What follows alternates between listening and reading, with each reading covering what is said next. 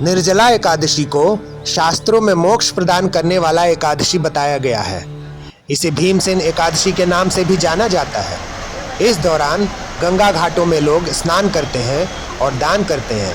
इस दिन जल दान का बहुत महत्व है। अब हम आपको निर्जला एकादशी की व्रत कथा सुनाते हैं। जब वेद व्यास ने पांडवों को चारों पुरुषार्थ धर्म, अर्थ, काम और मोक्ष देने वाले एकादशी व्रत का संकल्प कराया, इस पर भीमसेन बोले, पितामह, मैं आपके सामने सच कहता हूँ, मुझसे एक बार भोजन करके भी व्रत नहीं किया जा सकता, तो फिर उपवास करके मैं कैसे रह सकता हूँ? मैं पूरे साल भर में केवल एक ही उपवास कर सकता हूँ, जिससे स्वर्ग की प्राप्ति हो। ऐसा कोई एक व्रत निश्चय करके बताइए, मैं उसको यथोचित रूप से पालन करूँगा। व्यास जी ने कहा, भीम, ज्येष्ठ मास में सूर्य वृष राशि पर हो या मिथुन राशि पर हो, शुक्ल पक्ष में जो एकादशी हो, उसका यत्न पूर्वक निर्जल व्रत करो।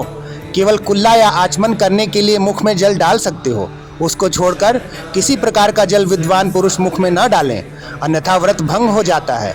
एकादशी को सूर्योदय से लेकर दूसरे दिन सूर्योदय तक मनुष्य जल का त्याग करे तो यह व्रत पूर्ण होता है। वर्ष भर में जितनी भी एकादशियां होती हैं, उन सब का फल इस निर्जला एकादशी से मनुष्य प्राप्त कर लेता है। जिन्होंने श्री हरि की पूजा और रात्रि में जागरण करते हुए इस निर्जला एकादशी का व्रत किया है, उन्होंने अपने साथ ही बीती हुई 100 पीढ़ियों को और आने वाली 100 पीढ़ियों को भगवान वासुदेव के परम धाम वैकुंठ पहुंचा दिया है।